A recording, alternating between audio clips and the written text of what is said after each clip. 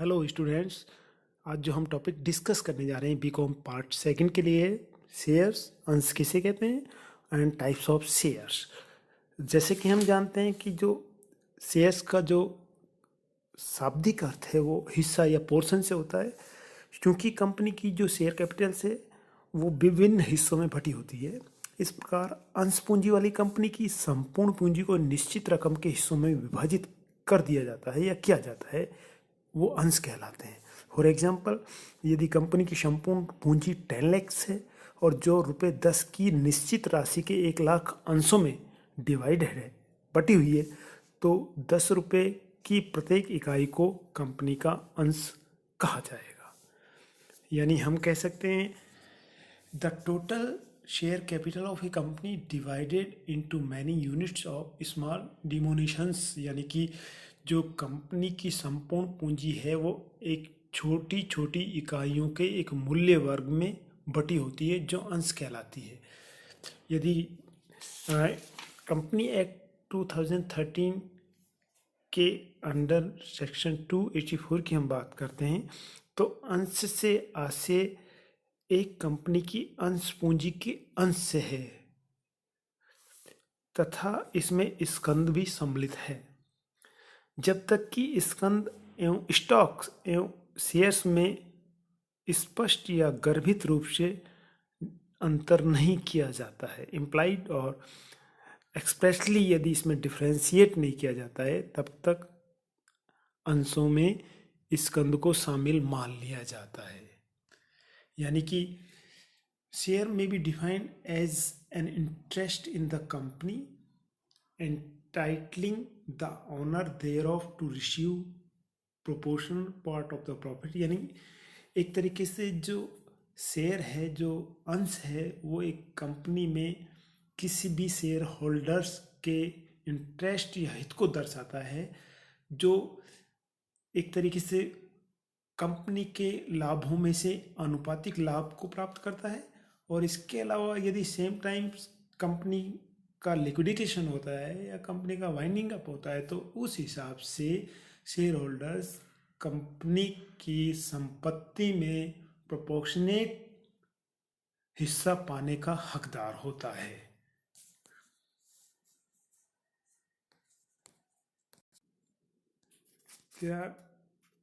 As per the section 43 of the Company Act 2030, share can be broadly classified into two parts. Number one, preferential shares.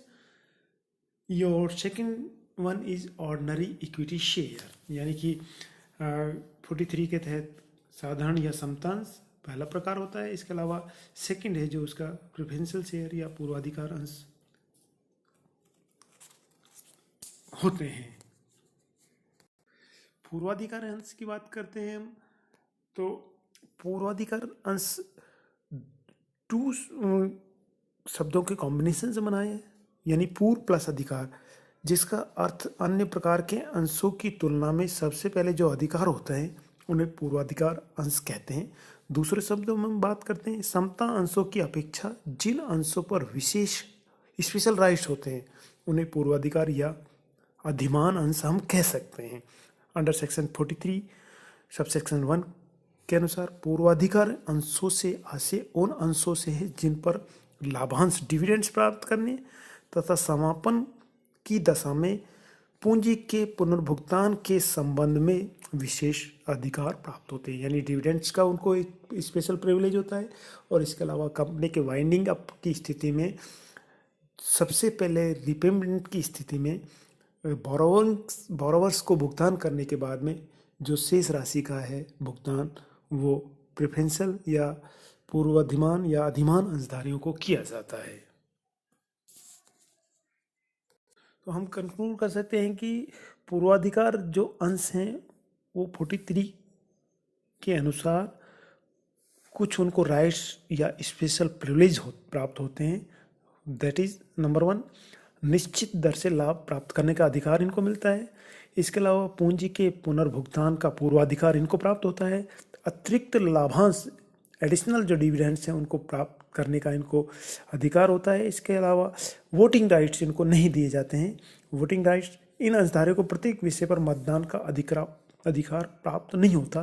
केवल उन्हीं विषयों को प्रस्ताव पर मत देने का अधिकार है जो प्रत्यक्ष रूप से उनके पूर्वाधिकार या प्रिविलेज को प्रभावित करते हैं। जैसे कोई अंश पूंजी में रिडक्शन करना है, अंशों भुगतान या कंपनी का समापन आदि, उस स्थिति में इनके वोट काउंट किए जाएंगे। इसके बाद हम इसके टाइप्स, जो प्रेफरेंशियल शेयर्स हैं उनके टाइप्स कितने होते हैं, तो सबसे पहले cumulative preferential share. First one is cumulative preference share, यानी कि संचयी पूर्वाधिकार अंश। यानी बात करते हैं इन अंशों पर कंपनी किसी वर्ष लाभांश का भुगतान नहीं कर सके तो बकाया लाभांश को प्राप्त करने का अधिकार संचित रहता है। दूसरे शब्दों में हम जब से कह सकते हैं, जब भी कंपनी में भविष्य में कंपनी को लाभ होंगे या लाभ की घोषणा करती है तो अन्य प्रकार के अंशों पर लाभांश बांटने से पहले ऐसे अंशों का गत वर्ष के लाभांश की बकाया राशि एवं उस वर्ष के लाभांश का भुगतान करना होगा। यानी कि प्रीवियस ईयर्स में यदि एडिक्वेट कंपनी के पास में डिविडेंड्स नहीं होते हैं तो उस स्थिति में नेक्स्ट, जब करंट ईयर या नेक्स्ट ईयर्स में या फ्यूचर में जब अच्छे डिविडेंड्स या अच्छे लाभ होते हैं तो उस स्थिति में जो कम्युलेटिव प्रेफरेंस शेयर्स हैं उन पर गत वर्ष का लाभ तथा इस वर्ष का लाभ को प्राप्त करने का पूर्वाधिकार होता है। Second one is non cumulative या साधारण या असंचयी पूर्वाधिकार अंश। ये वे अंश होते हैं यदि किसी वर्ष लाभांश का भुगतान नहीं किया जाए तो इस लाभांश की राशि को अगले वर्ष के लिए संचित नहीं किया जाता है, कम्युलेटिव नहीं किया जाता है, अपितु उस वर्ष के संबंध में लाभ प्राप्त करने का अधिकार ही उसका समाप्त हो जाता है। यानी कि एडिक्वेट यदि लाभांश नहीं होते हैं तो in non cumulative preferential shares में जो लाभ नहीं होने की स्थिति में उनके लाभांश या डिविडेंड्स को खत्म माना जाता है। इसके अलावा नेक्स्ट वन है रिडीमेबल प्रेफरेंशियल शेयर, या जिन्हें हम कहते हैं शोधनीय या विमोचनशील प्रेफरेंशियल शेयर। यानी कि साधारण अंश निर्गमन द्वारा प्राप्त पूंजी केवल कंपनी के समापन पर ही लौटाई जाती है। यानी हम बात इक्विटी शेयर की बात करते हैं तो इक्विटी शेयर होल्डर्स को जो पूंजी है वो खाली कंपनी के समापन की दशा में ही लौटाई जाती है, किंतु as per company act 2030 under section 55 के अंतर्गत अंशों द्वारा सीमित दायित्व वाली कंपनियों को यदि अपने अंतर्नियमों से अधिकृत होने पर विमोचनशील या सौदे पूर्वाधिकार अंश जारी करने का अधिकार होता है। ऐसे अंशों पर प्राप्त पूंजी को निर्गमन की शर्तों के अनुसार या तो एक निश्चित अवधि के पश्चात 20 ईयर्स के भीतर वापस लौटाई जा सकती है।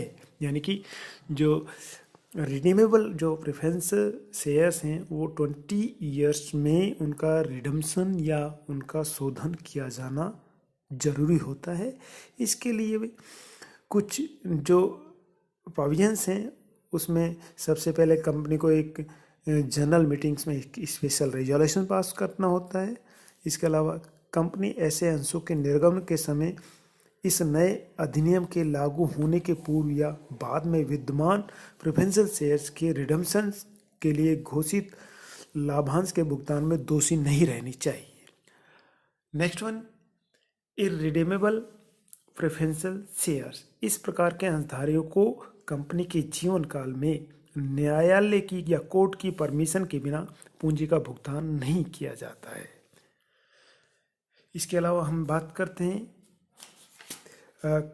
परिवर्तनीय पूर्वाधिकार अंश, जिन्हें हम कन्वर्टिबल प्रेफरेंशियल शेयर्स भी कहते हैं। ऐसे अंशधारी को एक निश्चित अवधि में या निश्चित तिथि के बाद यदि वे चाहें अपने पूर्वाधिकार अंशों को समता अंशों में परिवर्तित करने या कन्वर्ट करने का उनको हक होता है। वो अपने प्रेफरेंशियल शेयर्स को इक्विटी शेयर्स में कन्वर्ट करा सकते हैं। इसके अलावा नॉन कन्वर्टेबल प्रेफरेंशियल शेयर्स की बात करते हैं। ऐसे अंशधारियों को अपने पूर्वाधिकार अंशों को समता अंश में बदलने का अधिकार प्राप्त नहीं होता है।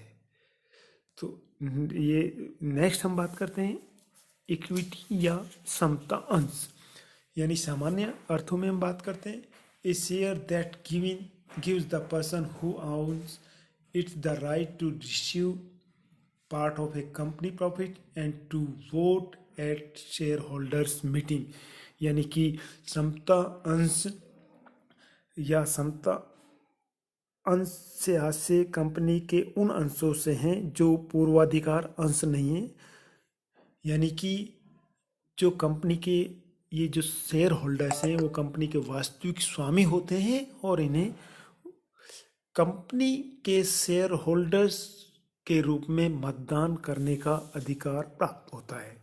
अंडर सेक्शन 43 सबसेक्शन 2 के अनुसार समता अंश वे अंश होते हैं जो पूर्वाधिकार अंश नहीं है, यानी कि हम बात करते हैं समता अंशों का मीनिंग से कि ये वास्तव में स्वामी होते हैं जिन्हें लाभ एवं समापन की दशा में पूंजी लौटाने में कोई प्रायोरिटी नहीं दी जाती है, लेकिन इनको वोटिंग्स राइट्स दिए जाते हैं। यानी हम इसके विशेषताओं की बात करते हैं। कंपनी द्वारा समता अंशों का अत्यधिक निर्गमन किया जाता है। समता अंश भी दो प्रकार के होते हैं। ऐसे अंशों पर विनियोजित धन का भुगतान कंपनी के जीवन काल में नहीं होता है।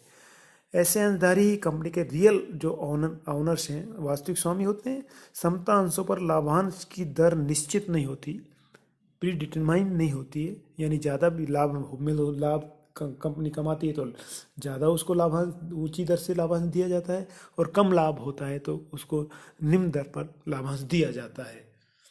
तो हम यानी समता अंश जो धारी हैं उनको लाभांश पूर्वाधिकारी अंश या प्रेफरेंस शेयर्स को लाभांश चुकाने के बाद में मिलता है। इसके अलावा दे does not gate a fix rate of dividend, लाभांश की दर या निश्चित दर से लाभांश प्राप्त नहीं करते हैं। They will get back their capital only after paying preferential shares holder, यानी कि अपनी पूंजी को पूर्वाधिकार अंशों के भुगतान के बाद ही समता अंश वापिस पुनः अपनी पूंजी को प्राप्त करने का अधिकार रखते हैं। नेक्स्ट है आपका श्वेत श्रम या समता अंश किसे कहते हैं। It is issued to employees और directors of a company at discounting rate, यानी श्रम या श्वेत जो समता अंश हैं उनका निर्गमन किनको किया जाता है, ये एम्प्लॉइज़ को या डायरेक्टर्स को किया जाता है, वो भी डिस्काउंट रेट पर। Issued for consideration other than cash, इनका जो इशुएंस किया जाता है वो नगद के अतिरिक्त या कैश के अतिरिक्त किया जाता है। It must follow these conditions, यानी श्वेत अंशों का निर्गमन करने से पहले कुछ प्रोविजंस हैं, उनको प्रोविजंस के कंप्लाइंस कंपनी के द्वारा की जानी चाहिए। Authorise by special resolution in general meeting, यानी श्वेत अंशों के निर्गमन के लिए एक special resolution pass general meeting या साधारण सभा में होना चाहिए। Number, price, consideration if any and classes should be specified in the resolution. Number कितने शेयर्स होंगे, उनकी प्राइस क्या होगी, कंसिडरेशन या प्रतिफल के रूप में क्या होगा, उन सारी की सारी चीज़ों का एक तरीके से विशेष प्रस्ताव या विशेष संकल्प के द्वारा उन्हें नियत या निश्चित किया जाता है। The company must complete 1 year, यानी श्वेत जो शेयर्स हैं इशू है उनका इशुएंस है उनको 1 ईयर्स में कंप्लीट करना होता है। Equity share of those company must be listed in the recognised stock exchange. इस तरीके से जो श्वेत समता अंश जारी किए हैं उनको कंपनी जो एक्सचेंज का वो है वहाँ पे कंपनी को रजिस्टर्ड या लिस्टेड करना चाहिए। जो पंजीकृत जो एक्सचेंज है, स्टॉक एक्सचेंज है, वहाँ पे इनको पंजीकृत कराया जाना जरूरी। इसके बाद हम इसमें डिफरेंस की बात करते हैं। What are the difference between the equity share and preferential share. Number 1, nominal value is lower, यानी कि जो इक्विटी शेयर्स हैं उनकी जो वैल्यू है वो नॉमिनल या उनका अंकित मूल्य है वो कम होता है। इसके अलावा nominal value is higher. Second one, dividend varies according to profit, यानी कि जो लाभांश है उसकी दर परिवर्तित होती है, बदलती रहती है लाभ के अनुसार, जबकि जो आपके पूर्वाधिकार अंश है, प्रेफरेंस शेयर है, उनमें डिविडेंड्स की जो रेट है वो फिक्स होती है। No right for the arrear of dividends, यानी कि जो समता अंशधारी हैं, समता अंशों में कोई भी लाभांश एरियर या कोई भी बकाया लाभांश नहीं दिया जाता है, जबकि community preference share get arrears, यानी कि जो संचयी शोध्य संचयी एक तरीके से पूर्वाधिकार अंश है, उनमें उनको जो बकाया एरियर है वो उनका बकाया एरियर कम्युलेटिव किया जाता है और उसका वर्तमान वर्ष में भुगतान वर्तमान वर्ष के लाभों के साथ एरियर का भी भुगतान किया जाता है। इसके बाद next one, no priority in dividend and repayment of capital, यानी कि पूंजी के भुगतान में और लाभांश के भुगतान में इक्विटी शेयर होल्डर्स को कोई प्रायोरिटी नहीं दी जाती है, जबकि प्रेफरेंशियल शेयर्स में डिविडेंड के भुगतान और रिपेमेंट ऑफ कैपिटल के भुगतान में इनको प्रायोरिटी दी जाती है। कैन नॉट बी रिडीम्ड, यानी इक्विटी शेयर्स वो रिडीम नहीं होते हैं, सौदे नहीं होते हैं, जबकि कैन बी रिडीम्ड, पूराधिकार जो अंश है वो उनका शोधन किया जाता है। There is more risk in equity share but there is a lower risk in preferential share, where in equity share there is a wider voting rights, यानी कि वृद्ध जो उनको राइट्स होते हैं, वोटिंग के राइट्स होते हैं, लेकिन लिमिटेड जो प्रेफरेंशियल शेयर्स हैं उसमें लिमिटेड वोटिंग राइट्स हैं, जो उनके इंटरेस्ट के पर्टिकुलर विशेष पर ही वोट देने का उनको राइट्स होता है। Control over management, equity share is control over management, management को कंट्रोल करते हैं। No control over the management, यानी कि प्रेफरेंशियल शेयर होल्डर्स का मैनेजमेंट पर कोई कंट्रोल नहीं होता है। इक्विटी शेयर हाई स्पेकुलेटिव, यानी उच्च सट्टे वाली एक तरीके से रिस्क होती है इसमें, जबकि लेस स्पेकुलेटिव, जोखिमें कम होती हैं। इसके अलावा नेक्स्ट बात करते हैं, ready to take risk and to get greater dividend prefer this, इनके जो इक्विटी शेयर होल्डर्स हैं वो जोखिम ज़्यादा लेते हैं, तो उस स्थिति में उनको अधिक लाभांश की प्राप्ति हो सकती है। इसके अलावा not ready to take risk and accept steady income prefer this, यानी कि ये ज़्यादा जोखिम नहीं लेते हैं। पूर्वाधिकार जो प्रेफरेंशियल शेयर्स हैं उनमें ज़्यादा जोखिमें नहीं होती है, बट एक स्टडीली एक कंटिन्यू जो एक रेगुलर इनकम है उनकी वो एक्सपेक्टेशंस रहती है। Where is equity shares, interested जो, तो सभी को बहुत बहुत धन्यवाद। नेक्स्ट वीडियो में एक बार पुनः मिलेंगे। धन्यवाद।